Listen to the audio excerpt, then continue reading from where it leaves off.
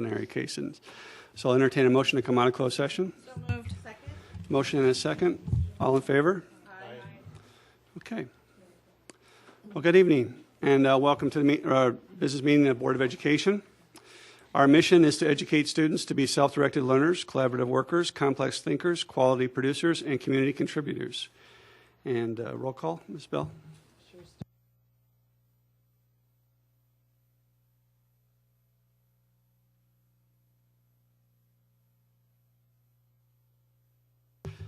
Okay, would you all rise for the Pledge of Allegiance?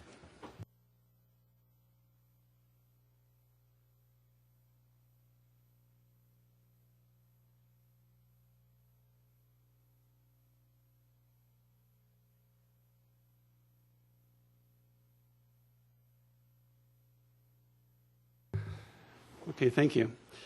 Item 4.01, good news. We have no good news. Okay. Well, the good news is we all had Thanksgiving, and I'm sure it was a good Thanksgiving. And I don't have any cards for public comment. I don't see much in the way of audience. Would anybody like to speak just the same? Okay. Then we'll go on to communications. And first up on communications is the student ambassador reports. You guys want to arm wrestle who goes first? Or? About 2,020 pounds of food for the annual food drive, which is a pretty big deal.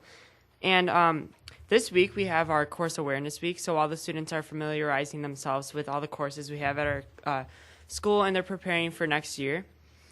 On Thursday we have exchange day, so all the students can really see the elective courses that we have at Naperville Central. On Wednesday we have our senior panoramic photo, so the seniors get to take their big annual photo there. And we have a new thing coming up called Cocoa and Cram, and it's kind of interesting because it helps the freshman class really prepare for finals, and it allows them to come in and talk to teachers and meet with their link crew. Finally, we have our annual crosstown mock trial coming up this Friday, and that's pretty exciting, and I'm pretty sure Central will win this one. They've been undefeated for a while, so let's hope. All right, so at Naperville North and Naperville Central, there's a program called JKB that I'm a part of. So JKB is like a leadership organization that takes kids from each school and takes their leadership skills and improves them so they can bring them back to their own schools. So at JKB, we just had a meeting recently, and we were talking about creating a peer counseling program. So we have like a lot of ideas flying around right now, but what we wanted to do is just give like a sort of a, I don't know, like any type of thing for students to come in and talk to other students that they see as mentors and just really become a friend for that kid. So I think that's really good. And then student government exec board, we've been talking lately, and we were talking about doing like an all-school assembly on bullying, but we felt it would be better if we broke it up into classes and did sort of like a topic or issue that relates to each class. So like, for example, the freshman class would do bullying, and then the senior class we were talking about doing one right before prom on like drunk driving and stuff. So that'd be really impactful for everyone at the school. And then also the basketball team is playing at the United Center this Saturday at 2 against Lyons Township. So that's pretty awesome. Thank you. It's good reports. I think the idea of doing the like the drunk driving course and so forth just before prom is an excellent idea. And then the cocoa and cram, you get real cocoa at the... Really? the big marshmallows. Okay, item 6.02, Superintendent Staff School Reports. I'll make a couple brief introductory comments as Mrs. Voice works her way up to the presentation table here. Our report tonight comes to you from Jefferson Junior High School. It is an update to the Board of Education on their work on school improvement. I know later on this evening you'll hear the overall presentation on updated school improvement plans, but this is part of our ongoing commitment to try to keep you informed of the work that's going on in our schools, and Nancy and her staff have been doing some great things at their school, and pleased to let Nancy share a little bit of her story with you tonight.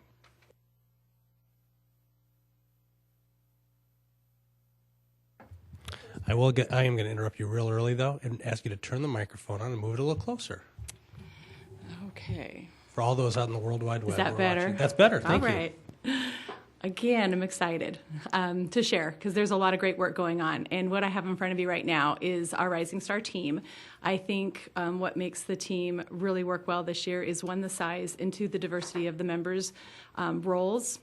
I think we are meeting a larger span of students and populations in our building by having the diversity on our team that we have. So that's been good news for us. These are the indicators that we've chosen to work on this year. All of our indicators and the tasks under them are multi-year steps, but this is currently the work that we're doing at Jefferson. I'm going to go over these in more detail in a few minutes, but in red we have listed the alignment to the strategic blueprint. It's important for us to keep our work anchored and be looking at the bigger picture. Sometimes you can stray, and this really helps us stay focused. So that's what I have there on the 3 indicators. This one here is when our work is fully actualized. This is what we are hoping that we will see, or should see, as new practice and as norms in our school when we are successful, which we will be in our tasks. Again, in bold, I've put the alignment to the strategic blueprint. Again, this keeps us anchored and is really important to our work. Starting with the first indicator, we chose this indicator due to the changing demographics of the Jefferson School community and the special populations that we serve. We really felt that it was important that we take a look at how we're communicating and what we're communicating to our parent community.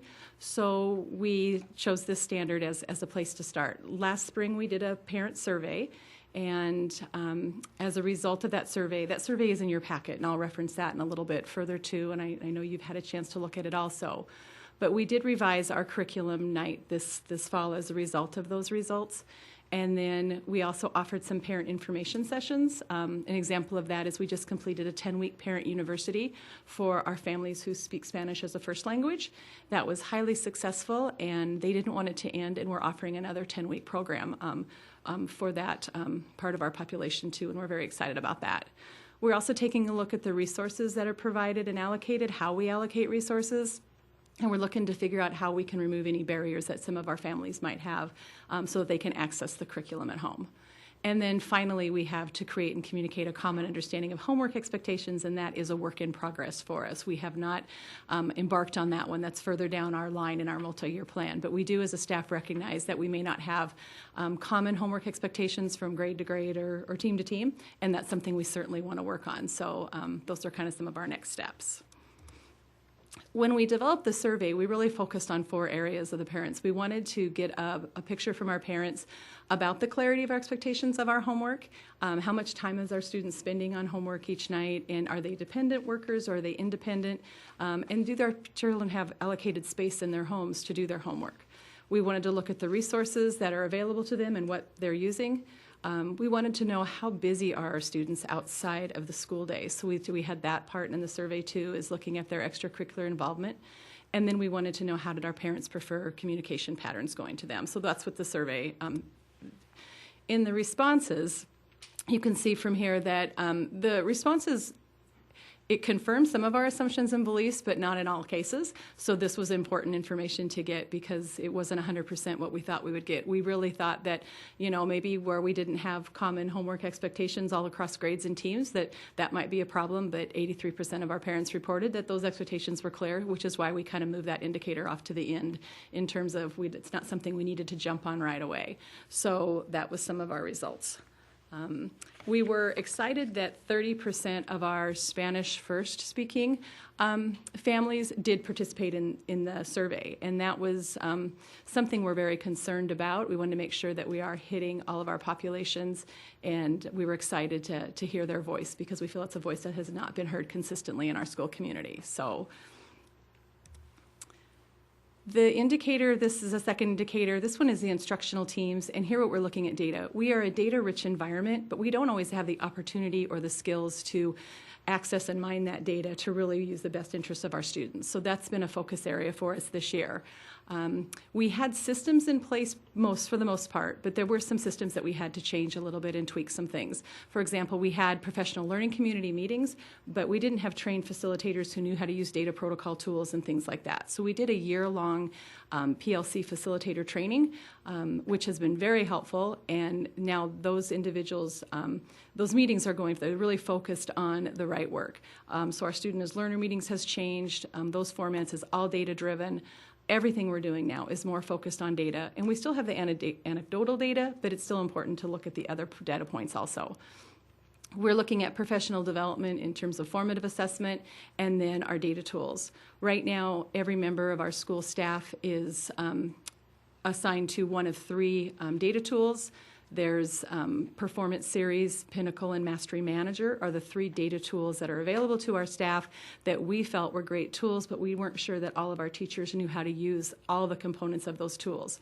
So right now, each team has a member in each one of those groups. So anytime we're sitting at a student as a learner meeting or a PLC meeting, there is an expert, so to speak, on every one of those data tools in that team meeting, so we can go through that data and compare data points rather than relying on single information. So that's been a big part of this indicator. This is just some feedback that came from the staff since we've embarked on this professional development in this, and it's been very widely positively received by the staff. They appreciate the expertise of their colleagues who are presenting, the time they're putting in to present, and the information that they're getting is making them feel much more confident, and our staff is taking next steps as well too. This is one example that has come from that, is one of the groups, our technology integration specialists and a few of our teachers wanted to look at some differentiation examples and how to use data. Differentiation is the next indicator you'll see, and these kind of go together.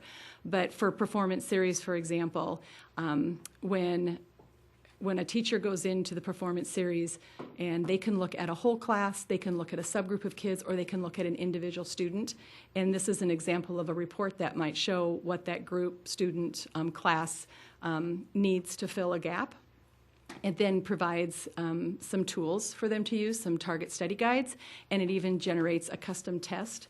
So this has made the teacher's job much easier to have all this available at their fingertips. And this was something I think they knew it was there, but they weren't really sure how to access and get to it. So now they're using these tools. This is something in the survey we have, students who are getting tutoring outside of the school day. This is something a tutor could even use to help support the students and bridge those gaps in their learning.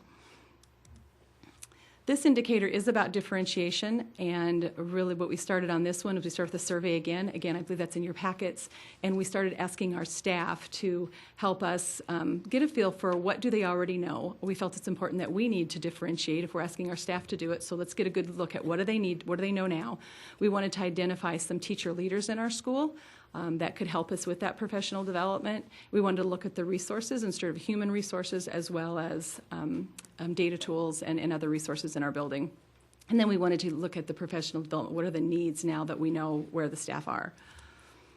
This, the TIS and the couple teachers developed this differentiation site. It's a Canvas site. This is just kind of a sampling off of it.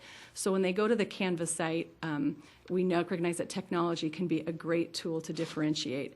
So this has a whole bunch of differentiation sites using technology. So when a teacher chooses one, for example, the bottom right-hand corner, there's Quizlet. When they open it up, it tells them exactly what Quizlet does. It helps them to see if that's really the app that they need, that they use that would meet their needs. They can read through that. And then the next thing they have is a discussion board. I've taken the teachers' names off for tonight's presentation, but this would show some feedback to teachers who are using it.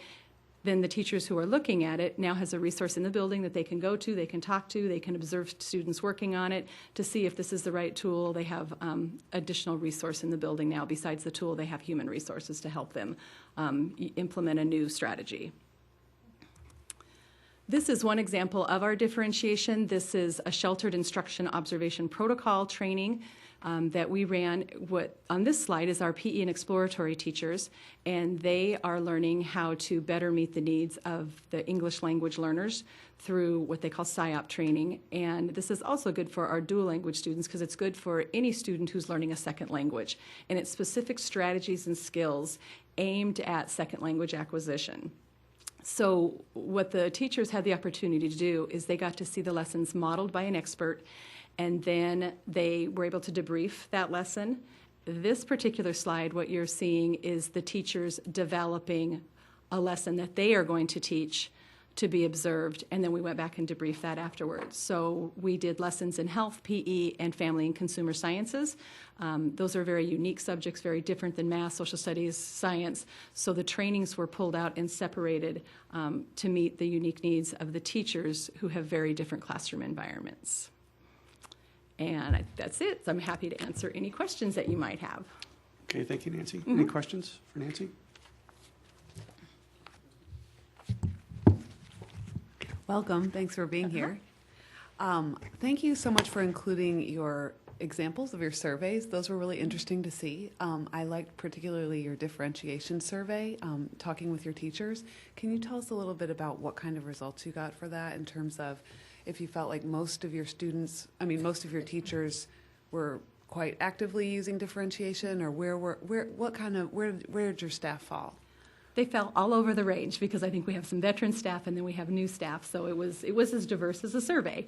But some of our teachers feel very, very comfortable with it and are excited about leading it, and others are feeling like they definitely need some help and support. They've tried some things, but a little shaky in it, so they were really all over the board. And that's kind of what we thought going into it, but now we know really where we lay. And also it's like teacher leaders have emerged through it and have some great ideas, and like some things are already coming to fruition, so that's been great. How important is the PLC group in terms of helping teachers to access those kinds of ideas when they need them? And huge. And in all honesty, we've surveyed our staff in PLCs a couple years ago, and they said they would never go back to the old way of doing business. This has made a huge difference in their practice to really talk about instructional practices, their content, to talk about student learning and when kids don't get it in your class and how come they got it in my class and what can we compare. And we've even had some teachers during the same period even switch and mix kids around and do some groupings, which has been very helpful. And the kids see that as exciting when something is new and different going on. So it's been very helpful. yeah, it seems like great work. I also was very interested in your parent university that you did. What kinds of topics did you cover in the parent university with the dual language parents? The first session was a lot about reading strategies. It was really trying to get our Spanish first parents to read more with their children.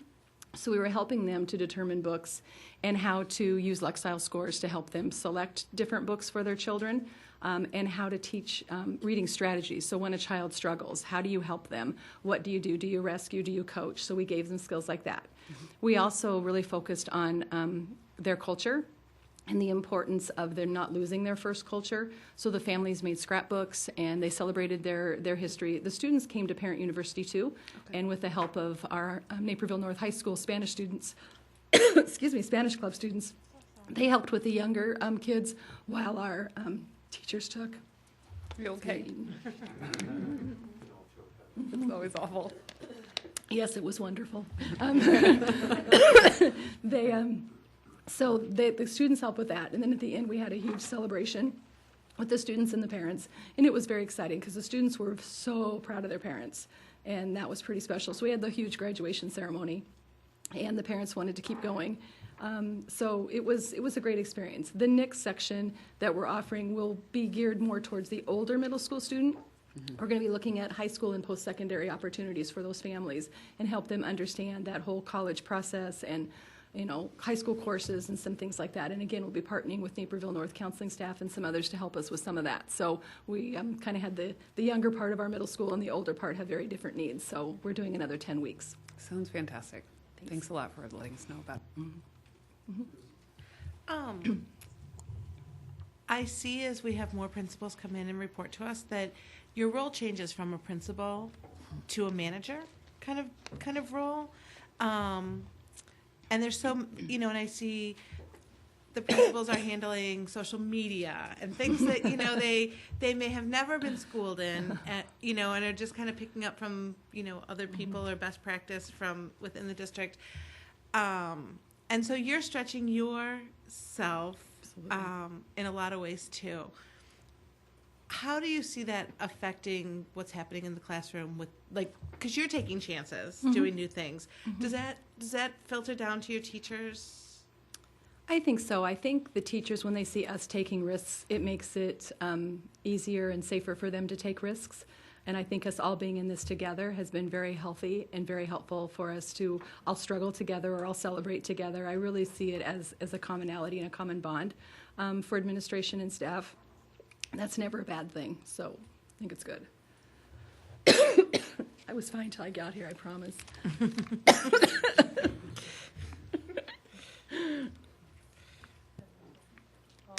little bit. So It gives me a fireball. That's right. I know. I'm not sure a fireball is going to do it. Maybe. Sorry all right. about that. Well, maybe I'll lengthen my question just a little as there you're you doing go. that. So I'm looking at the data and assessment systems that you provided for, like the summary that you provided for us, and we've heard a lot about Pinnacle and Performance Series. We have not heard as much about the Mastery Manager. Can you tell us a little bit more about that and how it works? Mr. We're going to Weber let probably Tim. do a better Tim will job get that of one for you. Yep. But yeah. is our new The ritual. Mastery Manager is a system that is in its second year. And in essence, it's a system where we can take assessment, either questions that we've written or as simple as just a key that we have. We can enter the questions into the system and the key, and we can tie those questions to standards. So like the Common Core standards are built into the system so that you can go in question by question and click on which standard it applies to. And then the teacher can then print out their assessments out of the system. They can give it to their students and then scan it into a database, and then they can look at reports. And the reports are broken out in the traditional, item analysis, which ones the kids got right and wrong. Also, it also breaks down reports according to standards, so that we can actually see how the class and individual students are progressing toward mastery of standards. So the system itself was built. You talk about Nancy was talking about the PLC movement. It was actually built about a decade ago in alliance with the Stevenson movement toward PLCs to try to get more data on actual mastery of standards in the system. We put all of our district benchmarks assessments into that system so that when we give a grade level benchmark assessment, it's given in that system, and we can compare data between schools, classes, and also students as well. So our district benchmarks are in there, but then if I read correctly, teachers can also put their classroom assessments, but they're not all doing that. I mean, that's not required. They're not required. Just the to. benchmark assessments Correct. right now. Okay.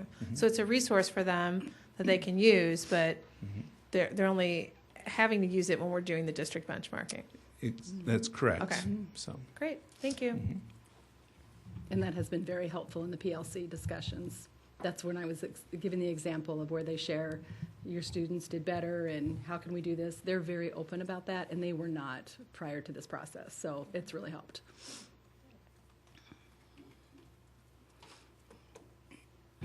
Okay, well, thank you, Nancy. It's a very thorough report. Thank you. Nicely delivered as well. Thank you. Take my candy and go home. Take the fireball. Okay, item 6.04, President's Report. Actually, Jackie confided in me. She went to the delegate assembly at the Tri-Conference last week for IASBO, and there was a motion made for the bringing handguns in school, allowing the Board of Education to make that decision. And when the motion was made, it was actually made in reverse to approve it, and Jackie said she clarified it, so she was very proud of herself for doing that, and I think that's a great thing she did, but she's also very thrilled with the process, so I just pass it along. Any Board of Education reports? Okay, with that, we'll go on to the consent agenda, and I'll entertain a motion for approval of consent agenda as presented. I move we approve the consent agenda as presented. Second. A motion and a second. Roll call. Aye. Yes. Yes. Yes. Motion carries.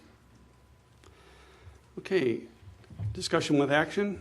First up, item Without 8. action. Discussion without action. Thank you. Discussion without action. First item up, 8.01, 5-year financial forecast. Great. We'll have Brad come to the presentation table. In our last Board of Education meeting, Brad Kaufman presented to the Board of Education our 5-year financial forecast, and also we began discussion regarding the tax levy. And so Brad has some responses to some questions from board members and updated information for you. Thank you, Superintendent Bridges. Yes, so we start with the 5-year financial forecast, which was included in your packet. One of the requests that we had for tonight's information was to look at an additional series or scenario, which we're labeling as the 2014 debt service levy abatement model. We did run that through the projections. Those results have been included. Bottom line is it would, over a 5-year period, it would be a reduction of $3.3 million worth of revenue, bring our estimated cash reserves by 2020 to 12.5%, which, you know, the district's goal is 10%. As far as also with that, just to note, updated, that we did receive the October 2014 CPI over from the prior year, and it's still remaining at 1.7, even though we've been seeing declining petroleum costs. So I was a little surprised, but that's where, so we look like we're on track for that projection. We'll just see how that petroleum changes seem to affect the economy going forward. So with that, any questions on the updates to the FPP, to the financial planning program? Any questions?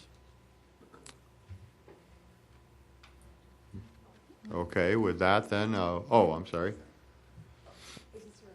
That's all your presentation? No, I'm going to talk about tax levy next then.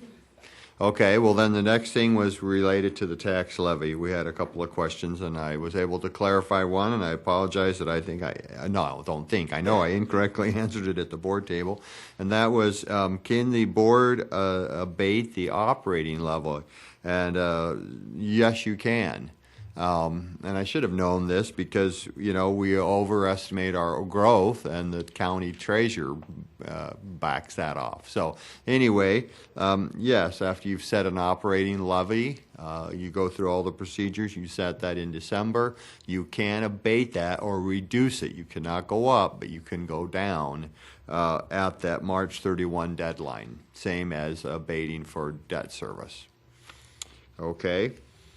And I believe that the only other question, and I did reach out again to the township assessor, and I have not received a reply back, but the question was, how is new property dealt with related to tear downs? So I will provide the board that answer as soon as I get it, but I did not have a reply with them as of this evening. So with that answers the questions that I had down from the last board meeting. So on tax levy or on the financials, any questions? Kristen?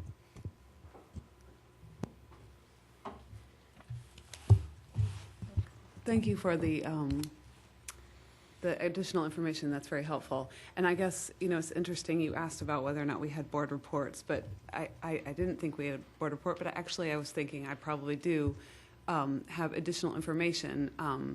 The whole board was at the recent conference for school boards, and I was able to attend a seminar with Senator Menard, the head person for SB 16. I'll get there in a second. This is a roundabout way of saying, but it was interesting to hear his perspective in terms of, you know, the outlook for SB 16 and relating to your, you know, additional information that you have about SB 16. It's nerve-wracking, I think, looking at, you know, where the legislature is and the kinds of answers that you can get and not get about the prospects for that legislation and similar legislation moving forward. And it seemed as if based on the panel, which included a number of different folks from the Senate, the House, different sides of the aisle, et cetera. There seems to be quite a few folks who want that bill to go through, or that bill in some form. And, you know, I came out of that session thinking, you know, I don't know that there will be, I don't know when it will happen, but it does seem as if that legislation is really likely to occur, or some form of that moving forward. So that will obviously be something that would impact, you know, as you have outlined in, you know, a variety of different ways. So it's difficult for us to, you know, anticipate whether or not that will go forward or not. My questions relate to if it weren't to go forward. Granted, we understand that there's a lot of possibility that it will, but were it not, I had asked a question last meeting about the our per student averages and how they will how they would be impacted. Obviously, with SB 16, everything changes and everything goes down, and so all of our trends would change: our spending, our expenditures, et cetera, and our resources. If we were to go forward, though, and have the current expected budget, the current expected tax levy, those would go up. Is that correct? I know you don't have the additional exact type of information, but you can just say those would go up. Yes. So my question was, I was thinking it through, you had put in the additional part about the abatement, which is helpful to see how it impacts the future if we were to do it in just this 1 year. Is there anything that would keep us from utilizing our resources that we would normally direct towards the budget for the abatement, i.e. taking some percentage of what we were going to spend on our budget and using that for the and using that money to pay for the debt service? Well, I think the single biggest thing we'd be looking at the 5-year financial forecast. You know, if you look at the basic model, I think that, you know, you could say, well, we could go ahead. You know, that's what the whole what ifs. So if everything stayed what if, you know, that last scenario shows that we could abate, and then would still be within that 10%. The things that would cause us not to be able to do that, obviously the biggest ones that I'd be most concerned about is some shift in funding that we have not. Well, we've ran multiple scenarios, but we have not ran a combined scenario where you said, well, what if we implemented Senate Bill 16 and abated? You know, obviously we can look at that chart and know that, well, gosh, if that happened, you know, we'd be in big trouble right off. Right. You know, but there could be other, you know, things. You know, could be more prorating. Maybe this gets stalled, but then when they finally do get the appropriations, maybe it comes back and they're, instead of prorating at 89%, maybe we're back to the 85, or, you know, so some shift in our funding. You know, we have a lot of control here, you know, that we will exercise over our expenditures. I mean, yes, could the utilities go up more than we plan, or could this or that? But we're, you know, generally speaking, that's really locally. It's those external things, you know, federal and state funding that would be the single biggest things that would affect us to knock us off that plan. But so exactly, I totally get it that if SB 16 goes forward, or any variation of it, things would be as you have outlined in this scenario, and that if we were to put in the combination of number 4 plus SB 16, it adds additional factors. You have included the pension cost shift, I know, yes, in this. Right. You have not, I don't believe, included the if you were to lose those 2 final payments. Is that correct? No, because historically what's happened with that's a cash flow issue, because the state has over, you know, it took them 2 years, but over a 2-year period they did make them back up, and so that really just affect the district cash flow versus overall financial position. It was temporary, if you will. Okay, so that's why you're not including that. So we have accounted for both the pension cost shift and SB 16 if we were to utilize that scenario. Yes.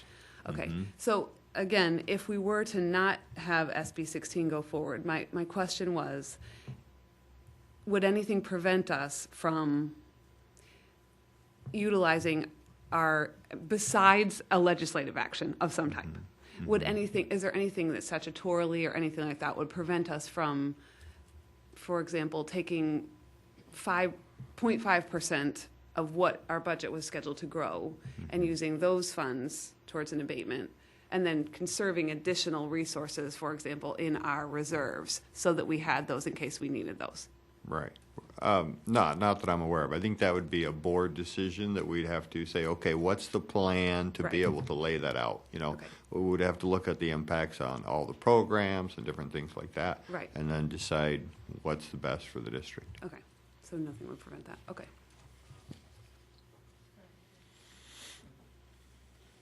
I'll read that. Okay, so Brett, I asked you earlier, as I was looking through the financials, I looked closer at like the expenditures versus revenue, and maybe this is a question more when we get to the budget, but I just want to throw it out there so we can be thinking about it. But it looks like our expenditures, if you look at over the 5-year scenario, on average, we're increasing about $7 million per year. And then it looks like on the revenue side, as you look at the 5 years, on average, we're increasing by about $5.3 million a year. And Right. so I guess, and I want to know what my fellow board members think and what you think, but in my mind, I think that we should try to get our expenditures closer to our revenue increase so that there's not this gap that continues to build. Right. You know, this would be something that we obviously will continue to work and monitor on. You know, these projections, you know, allow us to begin to look long range at, you know, what things do we need to do within the district to stay balanced within our means, and it's still providing the excellent educational opportunities that we provide. And so, you know, it's not uncommon. We're a little conservative on revenue, and of course, we're always a little aggressive on expenditures, so they always seem to be running a little apart. But every year, year by year, we fine-tune as we need to. One of the biggest things we're working to fine-tune on this model is our staffing ratios. You know, we don't have our new enrollment study finished yet, but once we have that, we're going to be able to go in and tighten up. And as I said, you know, this is 78% of our budget, so this is the largest, biggest moving piece for us. So we'll be able to tighten that up, and we will make those things, necessary changes. But that's a process. You know, it's good to be bringing it up now. We'll have a big update in January, and then that update will be launching off for where we plan to build off for the budget. But never too early to start talking about it. Any other questions? Mike? I meant to ask you this before, but I don't think it'll be a tough question.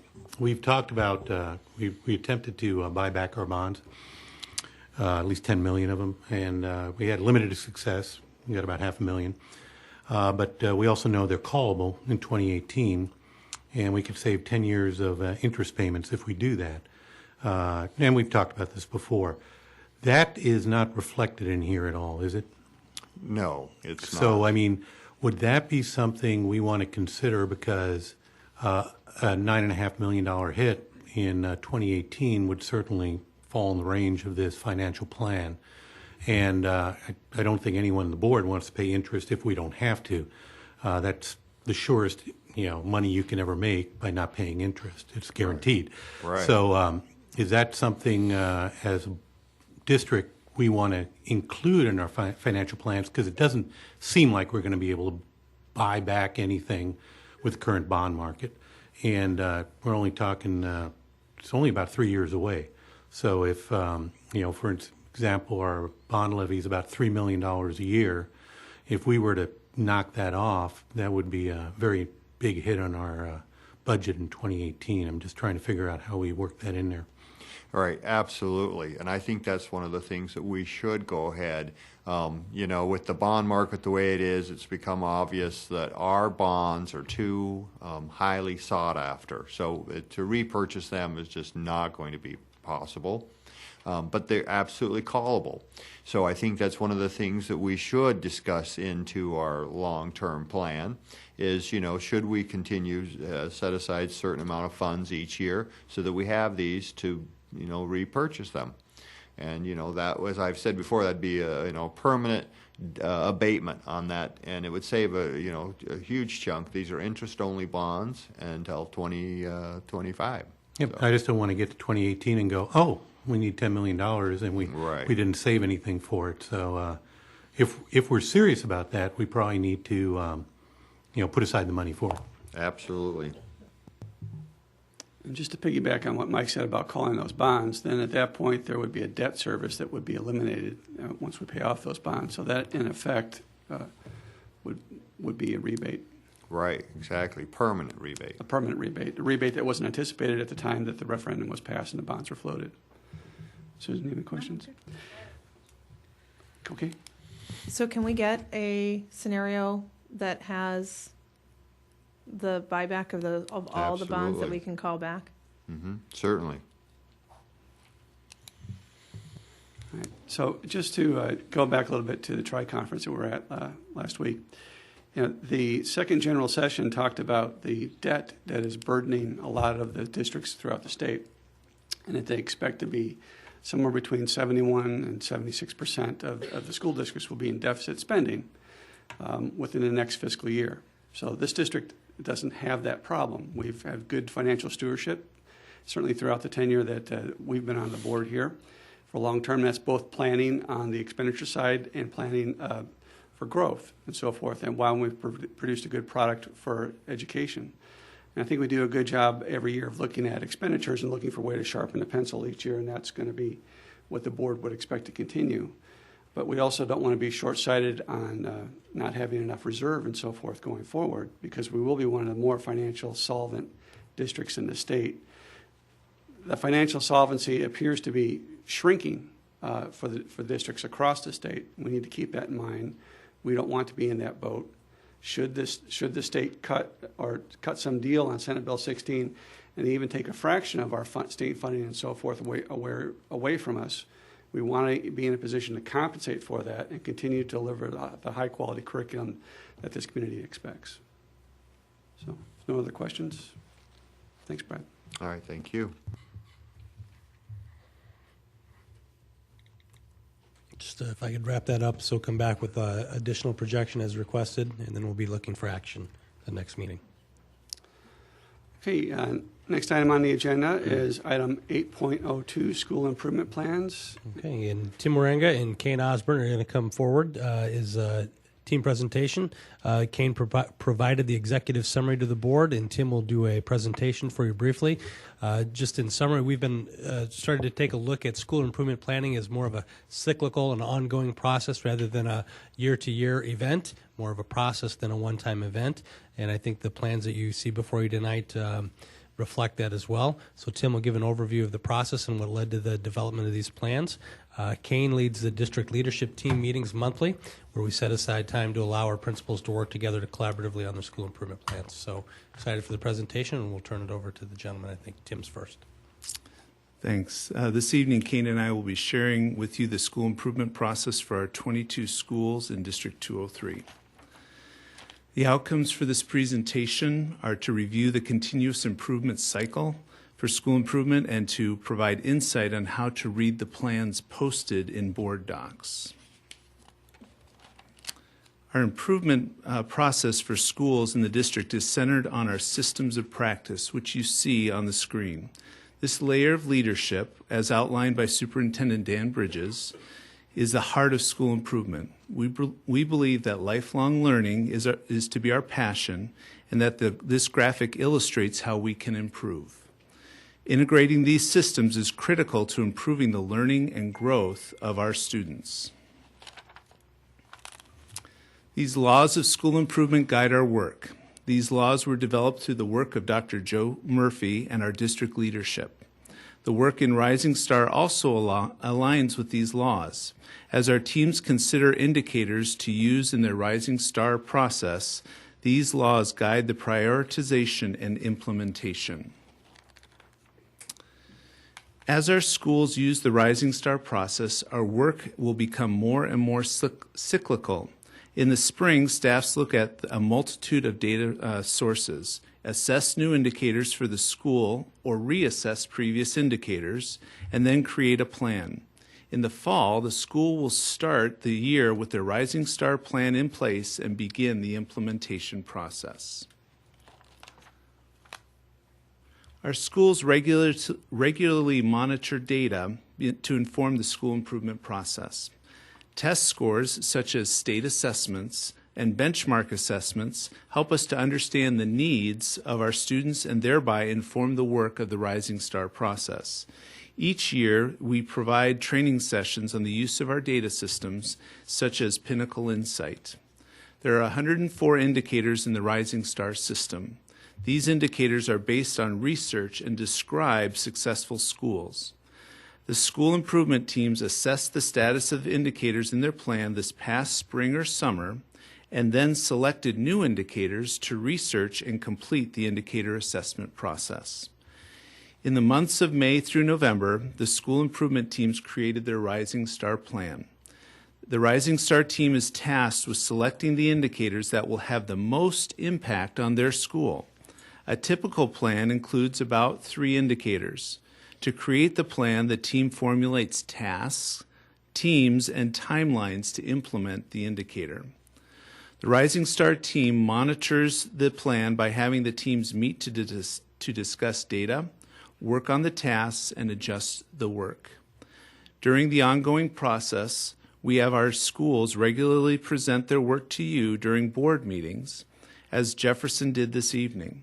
We submit our plans to the Board of Education and complete several documents and send them to the state. The comprehensive report from the Rising Star electronic system lists the indicators that schools have selected for their plan, as well as some details surrounding the tasks created for each indicator. On the next 2 slides, I would like to demonstrate how to read the plan while explaining details concerning the process of creating the plan. The Rising Star team reads the research connected to the indicator they are reviewing. This research is called a Wise Ways brief. Upon review, the team discusses and documents the level at which the school has already implemented this indicator at the school. If the indicator has not been indicated at the school, the team then works on a priority and opportunity score that gives the score on a 3-point scale. The first is priority, or how urgent is the indicator, and opportunity, which rates if the indicator is free from hurdles or barriers to implement. We caution teams to be conservative in this evaluation. If they consistently list everything as a priority and worthy of being in the plan, then they will end up with too many indicators in the plan, and the work would end up being shallow and not lead to improvement. Instead, we ask them to consider how to focus their work so that real change can occur. The system creates an index score for the indicator by multiplying the priority score and the opportunity score. Thus, the highest index score is a 9 and the lowest is a 1. The Rising Star team then compares all of the index scores and decides which of the indicators they should put into the Rising Star plan for the year. They can select a lower index indicator to be in the plan, but teams typically will select from the highest index scores and narrow the choices to bring focus to the plan. The Rising Star team then creates the plan for each indicator. They assign responsibility to a staff member, and they also describe what the indicator will look like when it is fully met. Next, the team must create the detail for the plan. First, they create the tasks for each indicator. Next, they will write a description for each task. And then lastly, the team will write notes describing the progress they have made toward completing that task. To prepare our leadership for the Rising Star process, we provide several layers of support. In August, we offer a strategic planning academy, or data spa, which is aimed at new Rising Star members and training them on using our data systems and progress on the Rising Star process. Every month, our principals come together to discuss their progress and to receive training. Kane Osborne leads the district leadership meetings, which frequently have a Rising Star element to the meeting. And Jen Hester leads the Learning for Leaders process, which provides professional learning on issues such as culturally responsive practices. During Kane's district leadership meeting this past month, the principals participated in a peer review of every school's Rising Star plan. Teams of leaders provided feedback and asked critical questions to help the principals as they go back to lead their Rising Star teams. Each school is assigned a cabinet liaison who interacts with the principals several times a month and on the progress of their plans. And every year we bring these plans to you for consideration. In board docs, there are several sample documents for you to review in preparation for December 15th. All 22 schools have submitted their comprehensive report from Rising Star as their official school improvement plan, and they are posted on board docs for your reference. Kane has also created an executive summary of the indicators and tasks to summarize the work at each school. This may be a good document to start with when reviewing the documents in board docs. The state is accepting submissions from each school of the local board action report, which are assurances from the board and the superintendent to ISBE, and the SIP required form, which consists of 3 questions that the schools must answer. For our Title I schools, there's an additional document with assurances that are applied to Title I schools only. These plans are on the agenda for consideration of approval on December 15th. We will now take your questions. Okay, thank you. Any questions from the board? Go ahead, Donna.